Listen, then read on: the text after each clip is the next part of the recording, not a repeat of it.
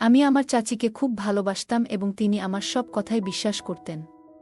তিনি দেখতে অনেক সুন্দর ছিলেন, আমি তার রূপের প্রেমে পড়ে যাই। গায়ের রং ছিল ফর্সা, একটু স্বাস্থ্যবান, যা তাকে আরও সুন্দর করে তুলেছিল। চাচির শ্বশুরবাড়িতে প্রথমে ঘোমটা পড়ে থাকতেন, কিন্তু সময়ের সাথে সাথে ভাইবোন ভাগ্নেদের সাথে বন্ধুত্ব গড়ে উঠতে থাকে।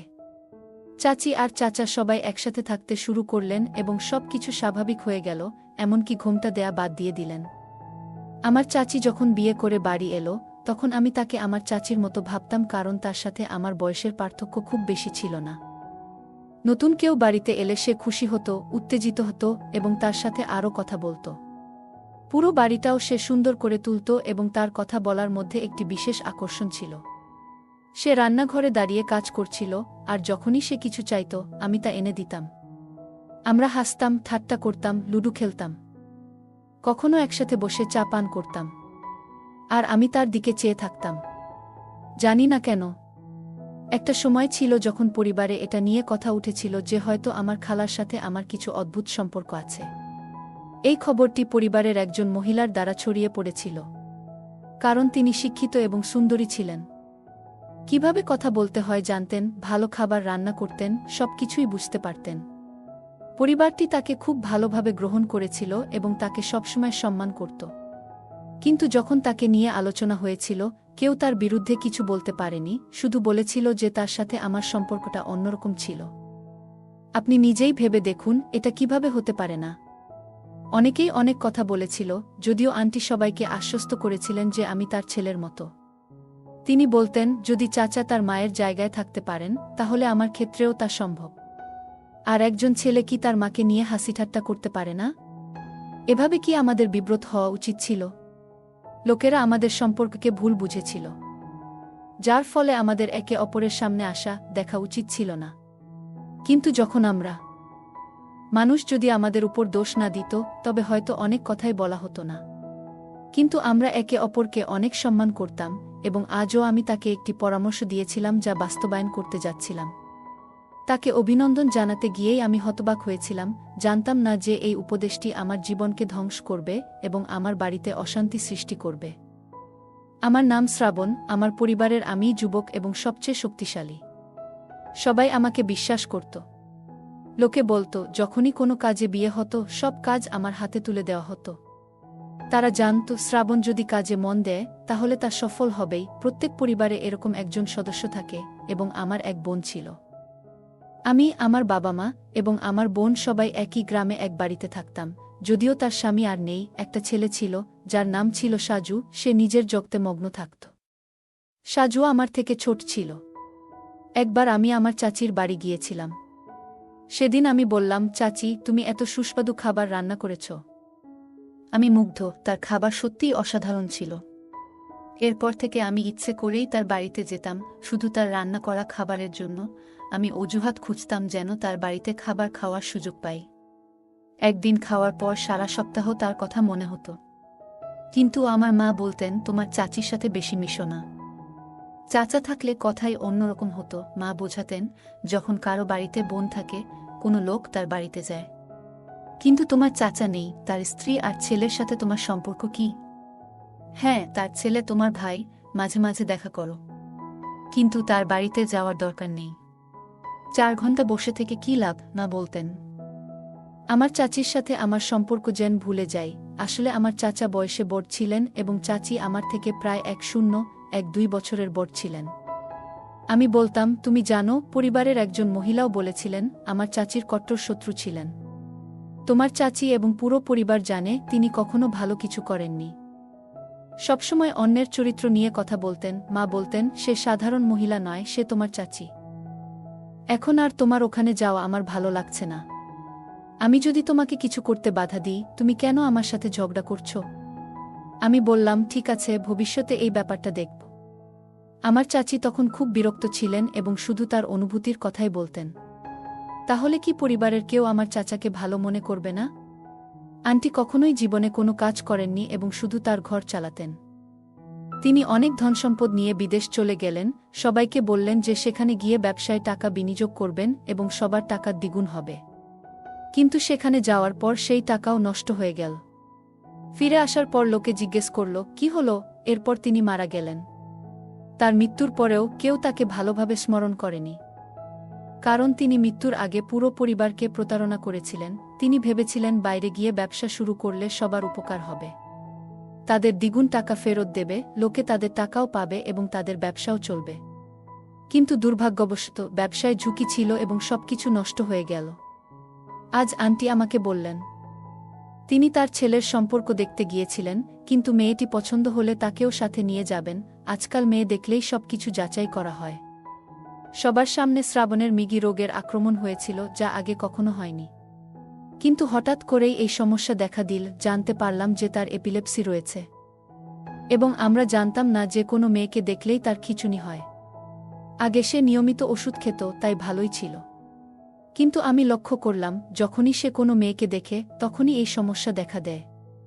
এখন এটি প্রায় হতে শুরু করেছে। সবাই বলছে তাকে বিয়ে করালে সমস্যা ঠিক হয়ে যাবে, কিন্তু কিভাবে তাকে বউ দেখাবে যখন তার সামনেই খিঁচুনি হয়? এপিলেপসি একটি জটিল রোগ। প্রথম দিকে মানুষ জানত না যে এপিলেপসির আক্রমণ প্রাণঘাতী হতে পারে। তারা ভাবত কোনো ভূত আক্রমণ করেছে। তারা বিভিন্ন অদ্ভুত পদ্ধতি ব্যবহার করত, কেউ জুতার গন্ধ শুকাত, কেউ জাদুবিদ্যা করত। কিন্তু ডাক্তারের কাছে গেলে তিনি একটি ওষুধ দেন, যা প্রতিদিন খেতে হয়। যেদিন ওষুধ খাওয়া হবে না সেদিন স্ট্রোক হওয়ার সম্ভাবনা থাকে।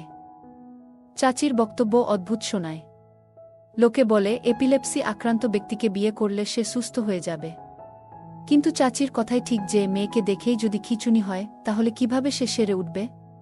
কোনো মেয়ে বা তার পরিবার যদি জানে যে এই রোগ আছে, তারা বিয়েতে রাজি হবে না। আমি বললাম আমার পরিচিত একজন ডাক্তার আছে, আমি তার সাথে কথা বলব এবং প্রতিকারের উপায় খুঁজব। আমি চাচিকে সান্ত্বনা দিয়ে বললাম আমি কাল এসে রাজকে ডাক্তারের কাছে নিয়ে যাব। আমি যাব, তবে মা বলেছে সেখানে না যেতে। কিন্তু কারো সাহায্য করা তো অপরাধ নয়। আমাদের সম্পর্ক কিছুটা অদ্ভুত হয়ে গিয়েছিল এবং আমরা দুজনেই ভুল বুঝেছিলাম। আমাদের চাচির কাজের ধরন ছিল এমন যে তিনি রাতে দেরি করে আসতেন। পরিবারের অভ্যাস ছিল রাতে চা পান করা, এবং আমারও সেই অভ্যাস ছিল। চাচি রান্নাঘরে চা বানাতেন, আমিও সেখানে যেতাম। আমরা রান্নাঘরে দাঁড়িয়ে চা খেতাম এবং এখানে ওখানে কথা বলতাম, কিন্তু লোকে আমাদের লক্ষ্য করল যে আমরা মাঝরাতে উঠে হাসাহাসি করছি। একদিন আমরা রান্নাঘরে দাঁড়িয়ে হাসছিলাম, ঠাট্টা করছিলাম। হঠাৎ চাচা কাজ থেকে তাড়াতাড়ি ফিরে এলেন এবং দেখলেন। তিনি বললেন তোমার ছেলেকে বুঝিয়ে বলো। সেই ঘটনার পর থেকে আমাদের সম্পর্ক পরিবর্তিত হল। তারপর সবাই আলাদা ঘর বানিয়ে নিল। যৌথ পরিবার ভেঙে গেল। যৌথ পরিবার ভেঙে যাওয়া মানে এই নয় যে পারিবারিক বিষয় ও প্রশ্ন থেকে মুক্তি পাবেন, বরং খবর পাওয়া আরও সহজ হয়ে গেল। আমি যদি চাচির বাড়িতে যেতাম তাহলে সেই খবর পুরো পরিবারে ছড়িয়ে পড়ত, কেউ না কেউ বলতো সে প্রতিদিন সেখানে যায়। এখন প্রশ্ন ছিল আমার ভাইয়ের মতো চাচাতো ভাইয়ের জীবন নিয়ে। সে অসুস্থ ছিল এবং তার চিকিৎসা খুব জরুরি ছিল। আন্টি ঘর চালানোর চিন্তায় খুব উদ্বিগ্ন ছিলেন। ছেলে থাকাটা খুব জরুরি ছিল। 3 বছর বয়সে না হলেও 3 বছর বয়সে বাড়িতে হাজারটা কাজ ছিল যা সে নিজে করতে পারত না। মাঝে মাঝে আমি রুমের বাল্ব বদলিয়ে দিতাম, কখনো তার রেশন নিয়ে আসতাম, আর কখনো অন্য কোনো ঘরের কাজ করতাম যা সে একেবারেই করতে পারত না। এখন সে বড় হয়ে উঠছিল, কিন্তু পুরো পরিবার তাকে ঘৃণা করত এবং কেউই তাকে তাদের মেয়ের জন্য পছন্দ করত না। তাই সে তার ছেলেকে বিয়ে করাতে খুব আগ্রহী ছিল এবং তাকে সম্পর্ক বোঝাতে বলেছিল। আমি তার সাথে বন্ধুত্ব করার অনেক চেষ্টা করেছি, কিন্তু সে খুব অদ্ভুত ছিল, নিজের জগতে ব্যস্ত থাকত। পড়ালেখায় ভালো ছিল না, কোনো কাজ করত না, এমনকি চাকরিও করত না। হয়তো এটা তার বাবা মায়ের কারণেই ছিল, কিন্তু পরিবারের সদস্যরা চাচাকেও ভালোভাবে দেখত না। আমি তাদেরকে ডাক্তারের কাছে নিয়ে গেলাম। বলল তুমি আরাম পাবে, প্রতিদিন একটা করে বড়ি খেতে হবে। এই বড়ি ছাড়া তুমি বাঁচতে পারবে না, যেমন ডায়াবেটিক রোগীর জন্য ইনসুলিন প্রয়োজন। বুঝলাম এই বড়ি তার জন্য অত্যন্ত জরুরি। ডাক্তার বললেন ধৈর্য ধরো, তোমার ছেলেকে সুস্থ হতে দাও। কিন্তু তিনি বললেন আমি অপেক্ষা করতে পারি না। আমি আজকাল আমার স্বাস্থ্য সম্পর্কে কিছুই জানি না। আমার কি হবে, তার কি হবে, তার দেখাশোনার জন্য কেউ থাকবে না। আমি বলেছিলাম আমরা মেয়েটিকে দেখতে গিয়েছিলাম। তিনি বললেন তুমিও আমার সাথে আসো। আমরা সেখানে গিয়ে বসলাম, মেয়েটিও এগিয়ে এলো। প্রথমে মনে হলো আমার চাচাতো ভাইয়ের অবস্থা ভালো আছে, হয়তো ওষুধে কাজ করছে। কিন্তু হঠাৎ তার অবস্থা খারাপ হতে শুরু করল, সবাই অবাক হয়ে গেল। মেয়েটি বলল, আপনারা সেই নারীদের মধ্যে যারা মনে করেন বিয়ের পর সব ঠিক হয়ে যাবে। আপনারা তার চিকিৎসা করান, তারপর বিয়ের কথা ভাবুন। নিচে নামতেই আমি বললাম, তুমি এটা সহজে করতে পারো। আমরা সম্পর্ক দেখতে এসেছি, তোমার মেয়েকে তুলে নিতে নয়।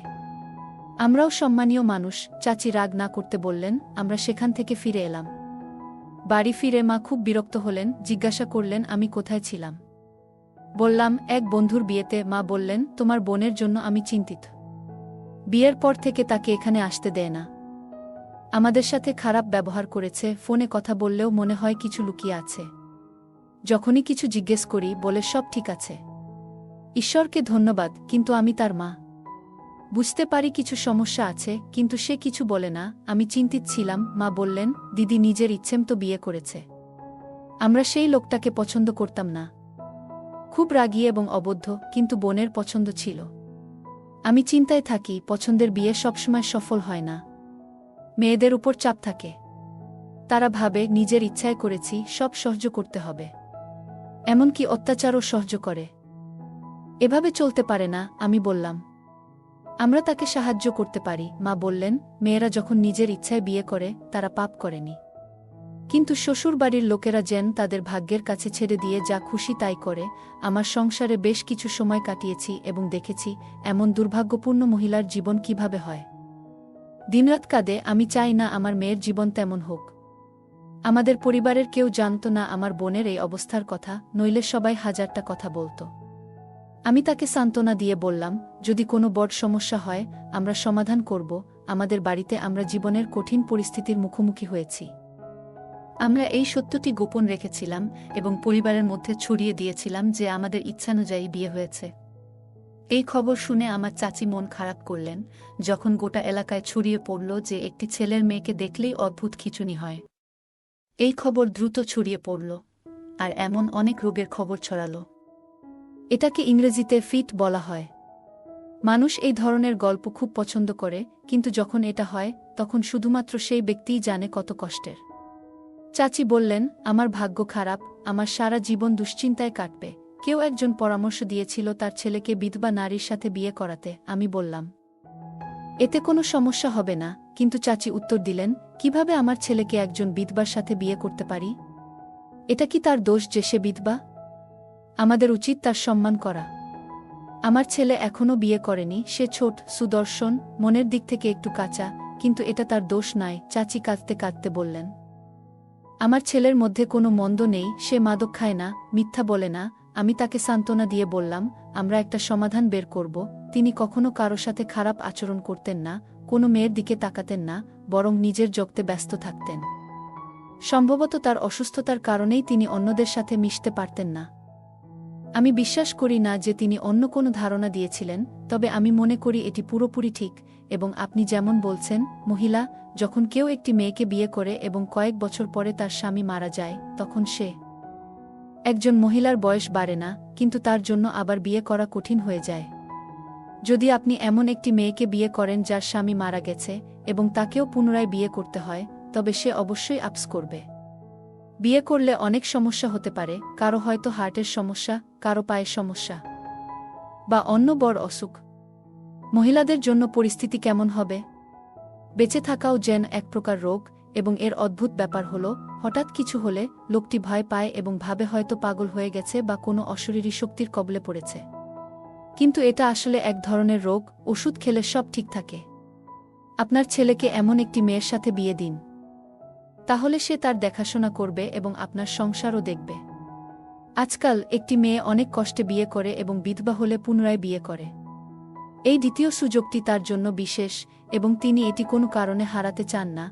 যেমন কোনো মহিলার ক্ষেত্রে হয়, তৃতীয়বার বিয়ে করা সবথেকে কঠিন কাজ। তাই যদি কেউ জানে যে তার সঙ্গীর স্ট্রোক হয়েছে, তাহলেও তার অসহায়ত্বের সুযোগ নিয়ে বাঁচা কঠিন। কিন্তু অন্তত থাকার মতো একটি ছাদ পাবে। আমার খালা অবাক হয়ে বললেন, তুমি কি এমন কাউকে পছন্দ করছো? আমি নিজেকে বলছি না, তবে তুমি নিশ্চয়ই তাদের মধ্যে একজন যারা কোনো নারীকে সহজে ভালো মনে করেন না। তিনি বললেন, আমার ছেলে অসুস্থ হলে তার কি দোষ যে তাকে শাস্তি দিতে হবে? একজন মহিলার স্বামী মারা গেলে সেই মহিলার কি দোষ? আমার খালা রাগান্বিত হয়ে বললেন, তুমি ঠিক বলছো, কিন্তু আমার মন কিছুতেই মানতে চাইছে না। আমি কয়েকদিনের জন্য শহরে যেতে চাই, তাকে সাথে নিয়ে যাচ্ছি। সেখানে গিয়ে ভাবব কি করব। মেয়েটি বলল, নিজের খেয়াল রেখো। তুমি আমাকে অনেক সমর্থন করেছ, যদিও আমি জানতাম তোমার মা এটা পছন্দ করবে না। তিনি অবশ্যই তোমাকে বাধা দেবেন। আমি তোমার মায়ের সাথে কোনো খারাপ সম্পর্ক রাখিনি, শুধু যে আমি তার থেকে বেশি সুন্দরী, তাই তিনি আমার সাথে ঝগড়া করতেন। এটা মেয়েদের স্বভাব। তুমি এটা বুঝতে পারবে না, এটা তোমার দোষ নয়। মাঝে মাঝে আমরা মনে করি আমাদের সম্পর্কের ঘৃণা করার অধিকার আছে। শাশুড়ির মতো তিনি কখনোই পুত্রবধূর সাথে ভালো ব্যবহার করতে পারেন না, কারণ তিনি সমাজের সবকিছু দেখেছেন এবং এটিকে তার কর্তব্য বলে মনে করেন। আমার খালা বললেন, তুমি নিজের যত্ন নাও এবং আমি কিছুদিন থাকতে চাই। তুমি একটু বিশ্রাম পাবে। আজকাল তিনি বললেন, তুমি খুব ভালো থাকো। আমার যদি একটি মেয়ে থাকত, আমি অবশ্যই তাকে বিয়ে করতাম।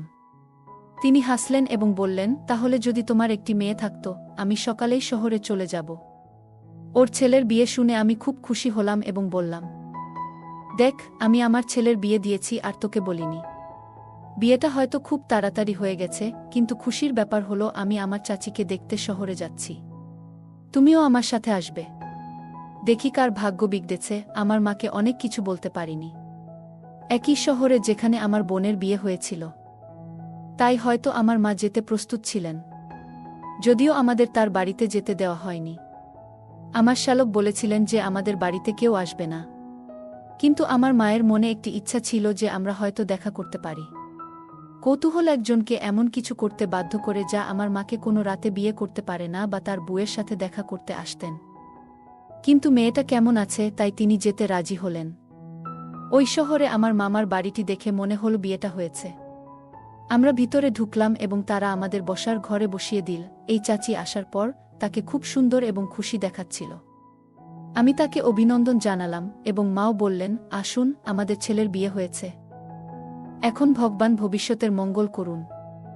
আমি আন্টিকে অভিনন্দন জানালাম এবং বললাম, যখন আপনি আমাকে আমার বোন এবং তার স্বামীকে পরিচয় করিয়ে দিলেন, আমরা দুজনেই হতবাক হয়ে গেলাম। কারণ আমরা জানতাম না। আমরা জিজ্ঞেস করলাম, এসব কি হচ্ছে? এটা কিভাবে হতে পারে যখন আমাদের চাচি বলেছিলেন যে আপনার বোনের স্বামী মারা গেছেন? কিন্তু তার শ্বশুর বাড়ি তাকে কাজে লাগাতে রেখে দিয়েছে। আমি বিষয়টি জানতে পেরে তাকে সাহায্য করার কথা ভাবলাম। তিনি বললেন, এ বিষয়ে কাউকে বলবেন না, তারা খুব বিপজ্জনক। তবে আমার ভাই পুলিশে আছে, তার সহায়তায় তাকে সেখান থেকে বের করেছি। তারপর থেকে সে এখানেই থাকত, কিন্তু তখনও আমি তাকে আমার ছেলের সাথে বিয়ে দিয়েছিলাম। একজন মহিলা হিসেবে সে তার যত্ন নেবে। আজ তাদের বিয়ে হয়েছে এবং ঈশ্বরকে ধন্যবাদ, এই বোনটি আমার আসল বোন ছিল না। সে আমার প্রথম স্বামী যে মারা গেছে, তাই সে আমার আসল বোন ছিল না এবং সে শ্রাবণের আসল কাজিনও ছিল না। সেই দুষ্ট লোকের খপ্পরে পড়ে তাকে বিয়েও করিয়ে দিয়েছি, না হলে এই সময়ে আমার বোনকে অনেক কষ্ট দেওয়া হতো। আমার মামাতো বোনকে জামাই হিসেবে মেনে নিয়েছি। আমি আন্টিকে বলেছিলাম যে আপনি সত্যিই খুব ভালো সিদ্ধান্ত নিয়েছেন। আমার এই কাজিন আমার বোনকে পছন্দ করেছে, এটা সে কখনো কাউকে জানায়নি। এখন সে তার ভাগ্যের দিকে ফিরে গেছে এবং বিয়ের পর তার অবস্থা অনেক ভালো হতে শুরু করেছে। কিন্তু তারপরও আমার বোন তাকে ভালোভাবে সামলে নিয়েছে, যদিও সে তার থেকে একটু বড় ছিল। দম্পতিকে খুব ভাল লাগছিল। তারা গ্রামে ফিরে এসে এখানেই বসবাস শুরু করেছে। খারাপ অবস্থায় ছিল, এই 2 বছর খুব কষ্টে কাটিয়েছে, কিন্তু এখন তারা ভালো আছে। তার স্বামী এক দুর্ঘটনায় মারা যায় এবং এরপর তার শ্বশুরবাড়ির লোকেরা তাকে আরও একা করে তোলে। তবে তার ভাগ্য ভালো ছিল যে তার চাচি তাকে সেখান থেকে উদ্ধার করে। এখন সে বলতো, আমি সুখী এবং আমার জীবনে কোনো অভিযোগ নেই। সে বলতো, যখন থেকে আমি শ্রাবণ এর সাথে বিয়ে করেছি, তখন থেকেই মনে হচ্ছে আমি সঠিক কাজ করেছি। আল্লাহ আমাকে ক্ষমা করেছেন এবং আমি এখন খুব খুশি। আশা করি শ্রাবণও খুশি হবে। গল্পটা কেমন লাগলো জানাতে ভুলবে না। আরও মজার মজার রোমান্টিক গল্প শুনতে চাইলে ভিডিওটি লাইক, শেয়ার এবং চ্যানেলটি সাবস্ক্রাইব করতে এবং বেল আইকনটি ক্লিক করতে ভুলবে না। ধন্যবাদ।